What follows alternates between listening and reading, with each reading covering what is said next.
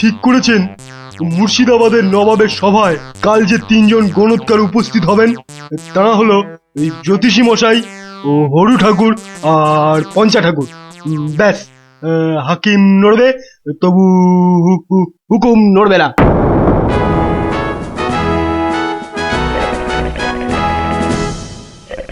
বন্দগি জাহাপনা, আপনি হলেন গিয়ে গরিবের যাকে বলে কিনা মা বাপ। জনাব, যা হুকুম করবেন তাই করে দেব। মহারাজ তাই বলেই পাঠিয়েছেন। অথচ হুজুর, আপনার নসিব গণবার মতো কোনো ক্ষমতাই আমাদের নেই। খামোশ, তাই আমাদের নেই।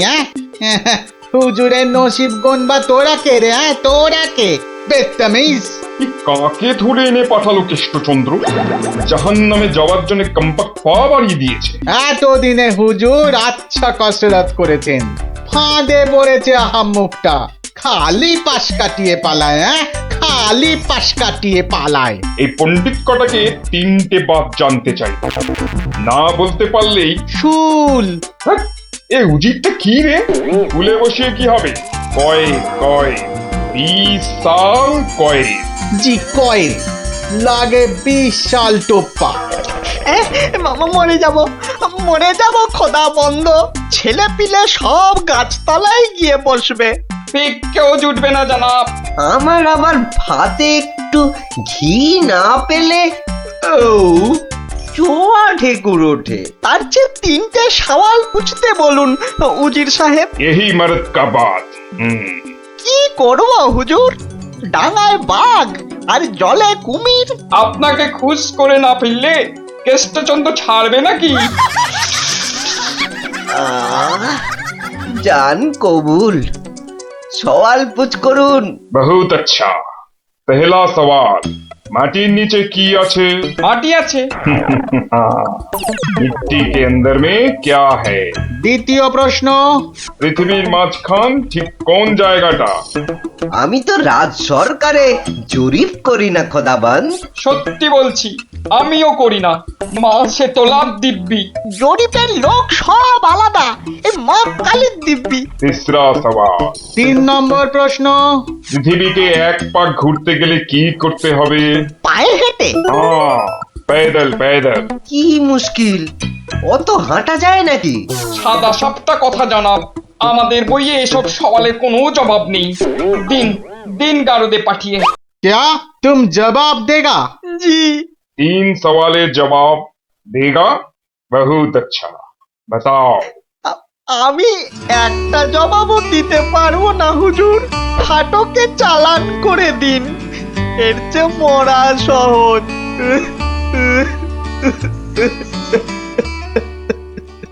অসম্ভব, অসম্ভব।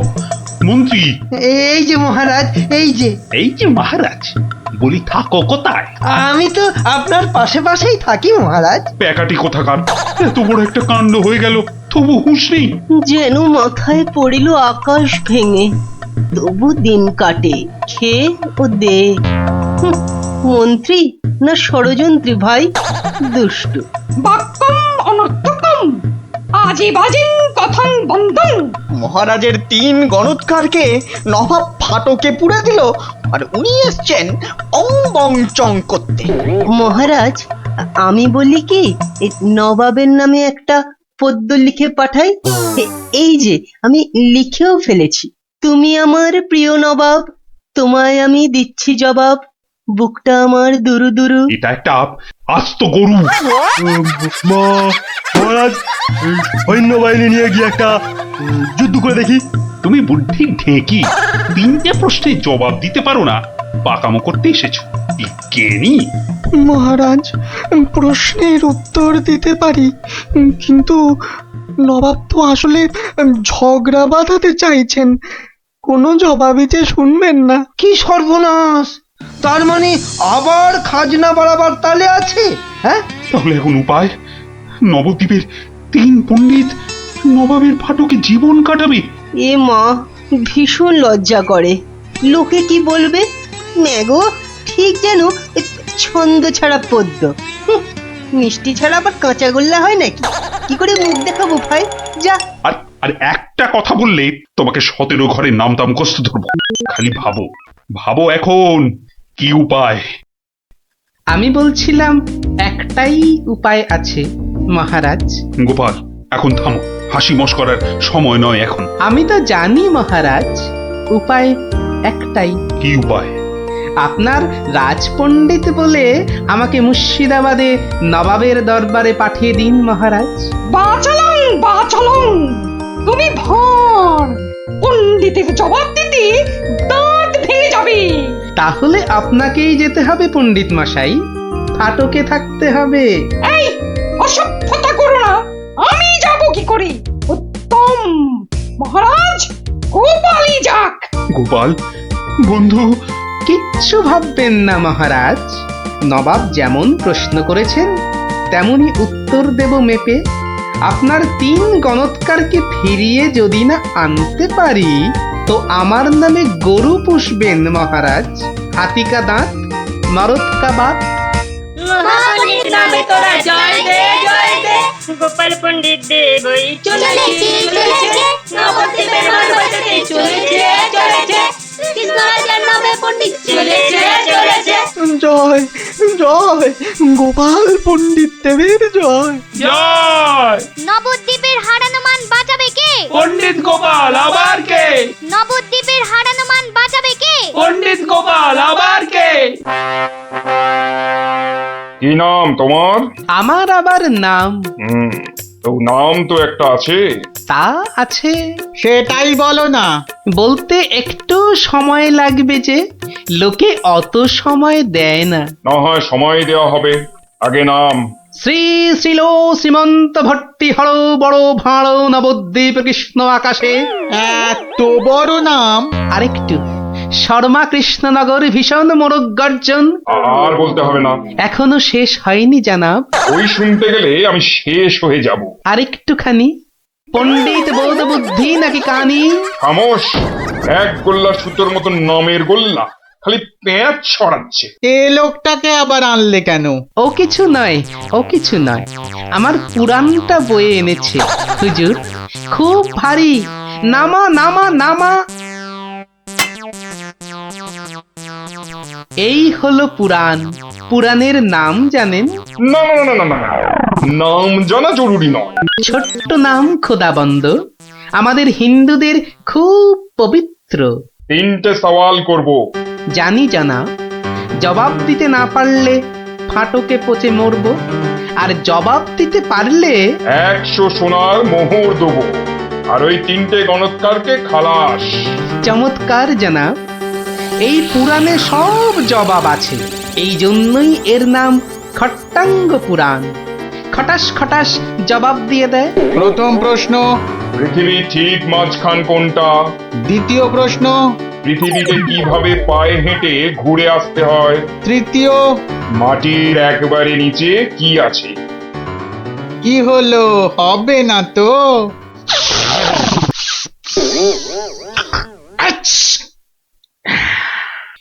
জানাব, একটু ওইখানে গিয়ে দাঁড়ান একবার। বাদিকে বাদিকে, আরে আরেকটু ডান পাশ সরে। এবার পিছিয়ে যান, পিছিয়ে। এবার এক পা এগিয়ে আসুন, আসুন আসুন। একেবারে পাক্কা হয়েছে, পাক্কা। কি? ওই পৃথিবীর ঠিক মাঝখান। হ্যাঁ, একেবারে পাক্কা মাপ। আপনার কত পাকা মাথা, আপনি না হয় মেপে দেখবেন। দ্বিতীয়, একবার জানা, একটু কষ্ট করতে হবে হুজুর। এটা কি হচ্ছে? এটা কি হচ্ছে? গুলবাজ কোথাকার। আগে হুজুর, পৃথিবীর মাঝখানটা ধরে তার চারপাশে ঘোরাই তো বিশ্ব ঘোরা, আর আমাদের নবাবই তো জগৎ হুজুর। বহুত আচ্ছা, क्या बात। लेकिन মাটির নিচে কি আছে? তিসরা। তৃতীয় প্রশ্ন, জানাব এত জ্ঞানী, তবু বলি হুজুর, এক মনে ভেবে দেখুন, এসব কি আমাদের জানতে আছে? লোকে কি বলবে আপনাকে? মানে আমরা হিন্দুরা মারা যাবার পর আমাদের পোড়ানো হয়, ধোঁয়া হয়ে আকাশে চলে যাই, তাই আকাশটা জানি। আপনাদের কবর দেওয়া হয় মাটির নিচে। আপনাদের কত গুপ্ত লুকানো জিনিস সেখানে, ওখানে নজর দিয়ে বলতে পারি কি কি আছে জানাব, মরে গেলেও বলবো না। ঠিক বলেছ, মাটির নিচে কি আছে তা তুমি জানবে কেমন করে? জয় পণ্ডিত, তোমারই জিত, তোমারই জিত। আমার জয় কি বলছেন জানাব? আমরা বলবো জয় খট্টাঙ্গ পুরাণের জয়, জয় নবাব আলীবর্দীর জয়, জয় নবদ্বীপের জয়। আমার প্রিয় সভাসদগণ, আজ আমি বড়ই আনন্দিত। গোপাল গোপাল তার বুদ্ধিতে নবদ্বীপের সম্মান রক্ষা করেছে। সে আমার ভার নয়, আমার আমার বন্ধু, আমার রাজসভার অলংকার। কিন্তু কিন্তু কি করে গোপাল সব প্রশ্নের উত্তর দিল মহারাজ? মহা আশ্চর্যের ব্যাপার। সত্যি, শুধু সওয়াল জবাব নয়, আমাদের 3 পণ্ডিতকে ফাটক থেকে মুক্ত করে আনলো কিভাবে? নিশ্চয়ই শাস্ত্রের পাতায় লেখা আছে, নামটা মনে পড়ছে না। কি গোপাল, মানে কোন শাস্ত্রে লেখা আছে? মহারাজ, এ এক অতি প্রাচীন পুরাণে লেখা আছে। এই হলো পুরাণ মহারাজ। বলেছিলাম পুঁথিতে লেখা আছে, পুরাণের নামটাই খালি মনে পড়ছে না। আমি বলছি পণ্ডিত মশাই, এই পুরাণ হলো খট্টাঙ্গ পুরাণ। খট খট খট খট খ- খটাঙ্গ পুরাণ। খট্টাঙ্গ পুরাণ মহারাজ। পুরাণটি দেখে চোখ সার্থক করুন। এ কি, এ পুরাণ কোথায়? এ তো ভাঙা কাঠের পায়া। গরিব গোপালের ওটাই খট্টাঙ্গ পুরাণ মহারাজ। নবাব যে বড় সড় জিনিস না দেখলে বিশ্বাসই করবেন না। ধন্য ধন্য গোপাল। তোমার তোমার বুদ্ধির দাম কিন্তু আমি দিতে পারবো না, তবে আমার গলারই হার তোমাকে পরিয়ে দিচ্ছি। ওটা নিয়ে কি করবেন মহারাজ? খাটের ভাঙা পায়া। আমার রাজসভায় রেখে দেব রাজপণ্ডিত। ওই খটাঙ্গ পুরাণ বাঙালির বুদ্ধির সাক্ষী দেবে।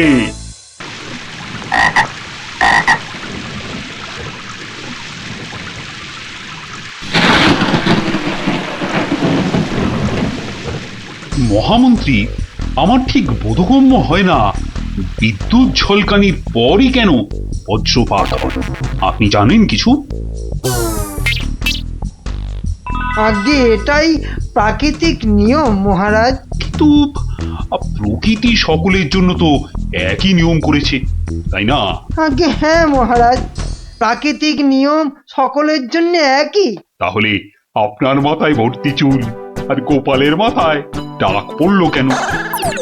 আগে আগে মহারাজ। থাক থাক, বেশি মাথা চলকাবেন না, না হলে আপনারও গোপালের মতো দশা হয়ে যাবে। আচ্ছা গোপাল, তোমার কি জানা আছে এই প্রশ্নের উত্তর? জানি মহারাজ। তবে তুমি বলো, বজ্রপাতের আগে বিদ্যুৎ ঝলকায় কেন?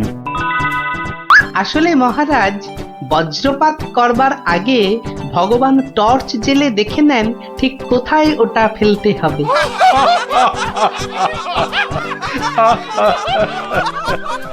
একেবারে গোপাল সুলভ উত্তর।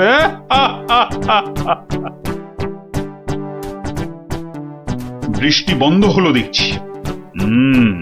আবার বৃষ্টি আরম্ভ হওয়ার আগেই আপনারা বরং বাড়ি ফিরে যান। সভার কাজ এখানেই আজ আমি শেষ করছি।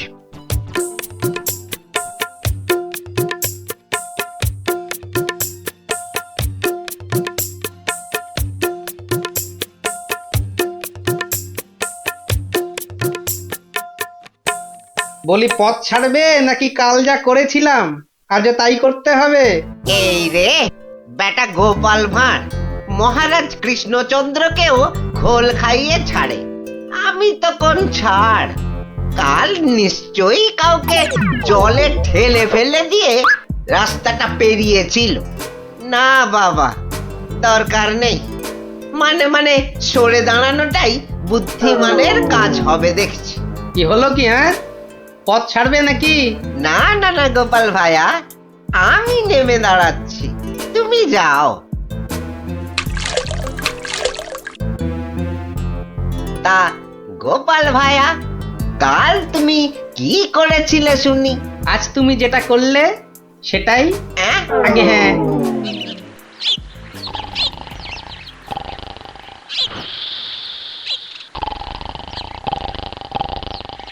আচ্ছা গোপাল দাদু, কদিন আগেও তো তোমার চালা ঘর ছিল, এত তাড়াতাড়ি পাকা বাড়ি কি করে হলো শুনি? হ্যাঁ, সেটা একটা ঘটনা বটে, বুঝলি? হ্যাঁ গোপাল দাদু, আজকে বরং সেটাই শোনাও। শোন, তবে বলি সেই ঘটনাটা, কিংবা এই দুর্ঘটনাও বলতে পারিস, বুঝলি? একদিন আমি দরবার থেকে ফিরছি, দেখি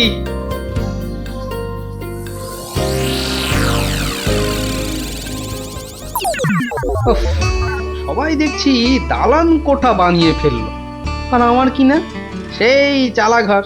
নাহ, কিছু একটা করতে হবে, আমিও পাকা বাড়ি হাঁকাবো। কিন্তু কিন্তু পাকা বাড়ি যে করব, কত টাকা কোথায়, কে দেবে টাকা? দেখি একটু চিন্তা ভাবনা করে দেখি।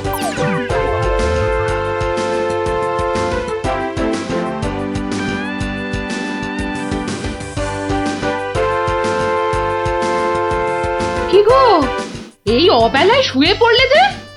শরীর টরীর খারাপ নাকি? বলি কানের মাথা খেয়েছ নাকি? কি বললুম শুনতে পেলে না? বুদ্ধি খাটাচ্ছি গিন্নি, বুদ্ধি খাটাচ্ছি। থাক থাক থাক থাক, আর বুদ্ধি খাটিয়ে লাভ নেই।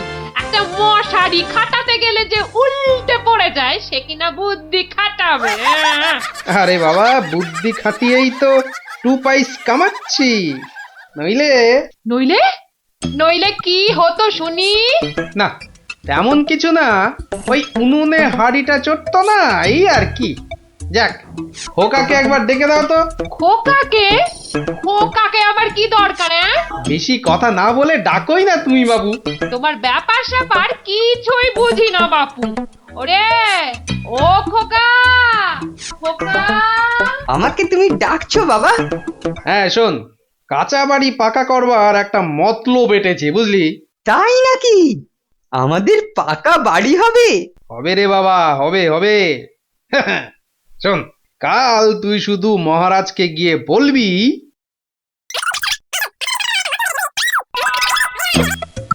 কিরে পারবি তো? পারবো না মানে? আলবাত পারবো, তুমি নিশ্চিন্তে থাকো বাবা।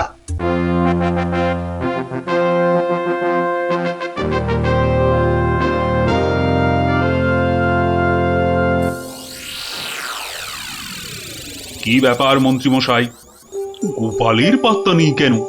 গোপাল তো কখনো দেরি করে না মহারাজ, কিন্তু আজ কি ব্যাপার খোকা, কাঁদছো কেন? কি হয়েছে? কে তুমি? মহারাজ, আমি গোপাল ভাইয়ের ছেলে। গোপালের ছেলে? কি ব্যাপার, তোমার বাবাও আজ তো অনুপস্থিত দেখছি। কি হয়েছে গোপালের? আগে মহারাজ, আমার বাবার কৃষ্ণ প্রাপ্তি হয়েছে। কৃষ্ণ প্রাপ্তি মানে তো মারা গেছে? সে কি, গতকালই তো। মহারাজ, আমাদের সকলেরই এখন গোপালের বাড়ি যাওয়া উচিত। না না, এই শোকের মধ্যে আমরা গেলে গোপালের স্ত্রী আরো ভেঙে পড়বে। দুঃখ একটু কমলে বরং। তাহলে এখন আমাদের কি করা উচিত মহারাজ? এখন গোপালের ক্রিয়াকর্মের জন্য 1000-5 টাকা ওর ছেলেকেই দিয়ে দিন। যথা আজ্ঞা মহারাজ, আমি খাজাঞ্চি বাবুর থেকে টাকাটা এক্ষুনি এনে দিচ্ছি। মরেও টাকা নিয়ে গেল। হ্যাঁ, চিন্তা করো না খোকা, এখন যৎকিঞ্চিত দিচ্ছি, শ্রাদ্ধের সময় আরো 1000 দেব, কেমন? মহারাজ, মহানুভব। নিন মহারাজ, আপনি নিজে হাতে ওকে টাকাটা দিন। উফ, কতগুলো টাকা! হ্যাঁ, এসো এসো, তোমার বাবা ছিল আমার বন্ধুর মতো। অনেক বিপদ আপদ থেকে গোপালই আমাকে বাঁচিয়েছে। না না, টাকাটা ধরো। ধন্যবাদ মহারাজ, আমি এখন যাই। এসো এসো।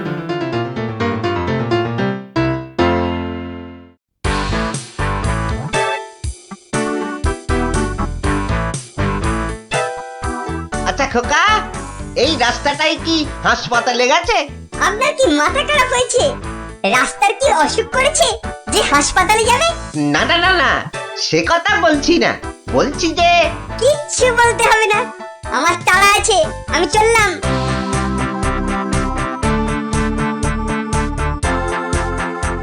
বাপ কা বেটা।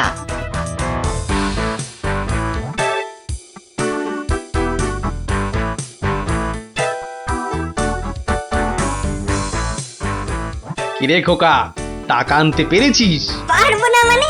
আমি গেছি আর পারবো না? নাও ধরো ৫,০০০, সাধ্যের সময় আরো ১,০০০ পাওয়া যাবে। বলিস কি রে, ৫,০০০? পরে পরে আরো ২০? না, তোর বুদ্ধি আছে দেখছি। বুদ্ধি থাকবে না? কার ছেলে দেখতে হবে তো। যাক, তবে তবে এবার বাড়িটা পাকা করা যাবে, হ্যাঁ কি বলিস? সে আর বলতে। মন্ত্রী মশাই, এবার দুধকে পাঠান, গোপালের বাড়ির সব সংবাদ নিয়ে আসুক। যথা আজ্ঞা মহারাজ। রাজদূত, আজ্ঞা করুন মহামন্ত্রী। এক্ষুনি গোপালের বাড়ি যাও, সব সংবাদ নিয়ে এসো। যথা আজ্ঞা মহামন্ত্রী। দেখো বেশি দেরি যেন না হয়, মহারাজ খুবই চিন্তিত, তোমার সংবাদের অপেক্ষায় রইলেন। না না, দেরি হবে না, আমি যাব আর আসবো।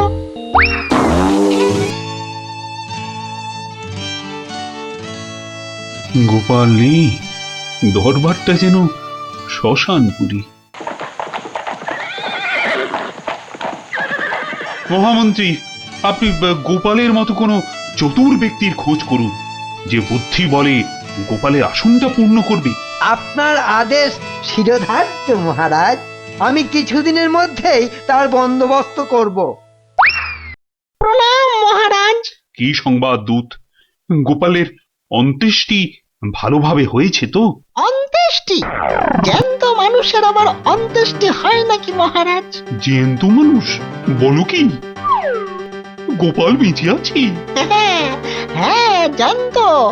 গোপাল দাদা বেঁচে তো আছেই, একেবারে বহাল তবিয়তে পাকা বাড়ির তদারকি করছে। গোপাল গোপাল বাড়ি বানাচ্ছে? আই তুমি ঠিক দেখেছো?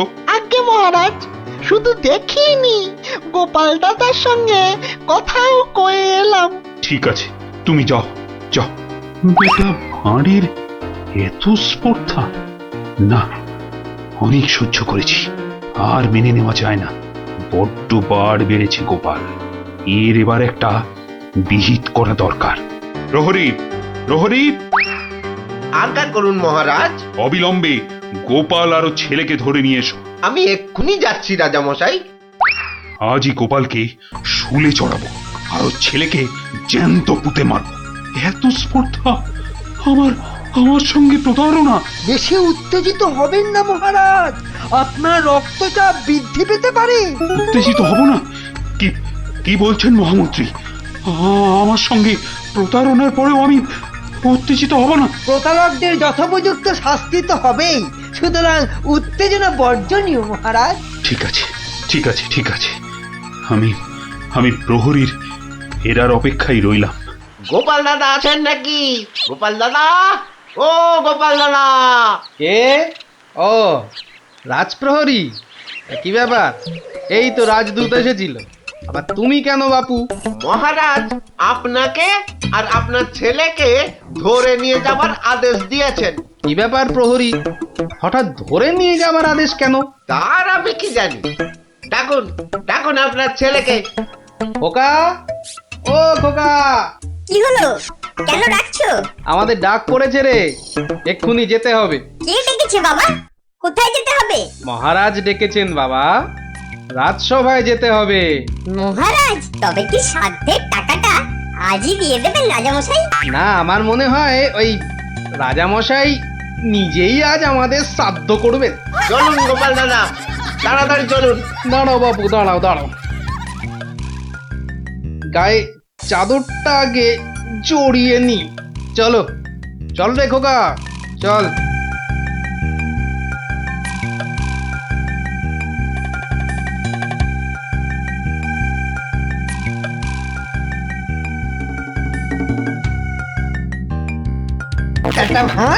একটা ভাঁড় আমার চাদর জড়িয়ে এসেছে। এক্ষুনি টের পাবি কত ধানে কত চাল। মহারাজের সঙ্গে প্রতারণা, হ্যাঁ? হরে কৃষ্ণ কৃষ্ণ কৃষ্ণ হরে হরে, হরে হরে হরে হরে, হরে কৃষ্ণ। মহারাজ, আমাদের জরুরি তলবের হেতু আমার সঙ্গে প্রতারণা করার শাস্তি হিসাবে তোমাকে শুলে চড়ানো হবে, আর তোমার ছেলেকে জ্যান্ত পোতা হবে।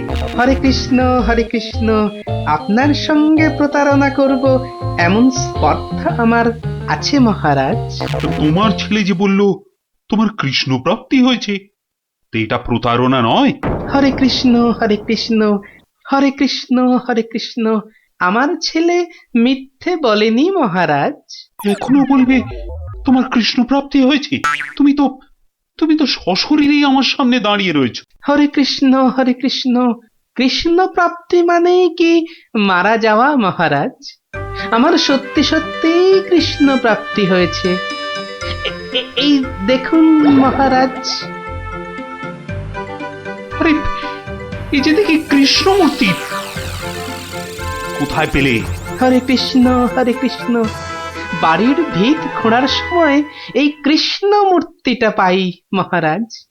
কেউ লটারি জিতলে সবাই বলে ওর লটারি প্রাপ্তি হয়েছে, তা আমি এই কৃষ্ণ মূর্তিটা পেয়েছি মহারাজ। এটাই কি আমার কৃষ্ণ প্রাপ্তি নয় মহারাজ?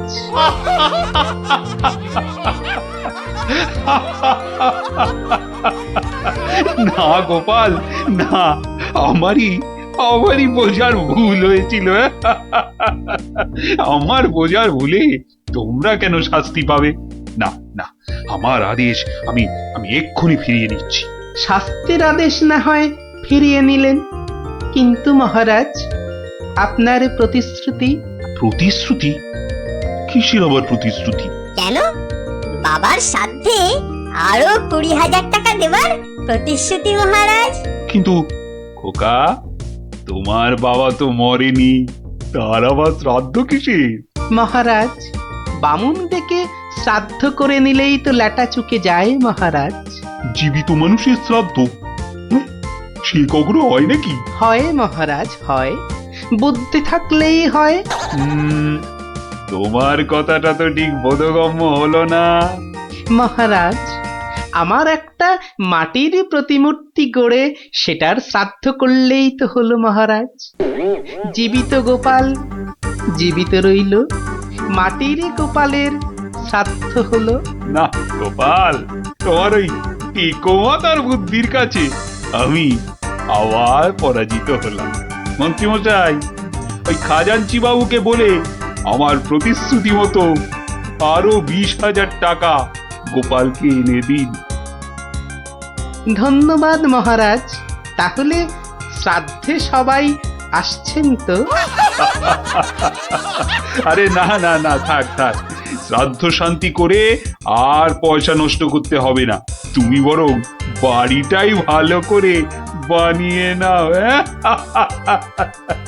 মহারাজের জয় হোক। সকলই রাজারই ইচ্ছা, দয়াবতার রাজা তুমি। কাজকর্ম তুমি করে যাও, তু পাইস কামাই আমি। সকলই রাজারই ইচ্ছা। তাই হচ্ছে আমার কাঁচা বাড়ি পাকা করার গল্প। কেমন শুনলি? সত্যি গোপাল দাদু, তোমার যে কি বুদ্ধি! হ্যাঁ, তা খানিকটা আছে বই কি।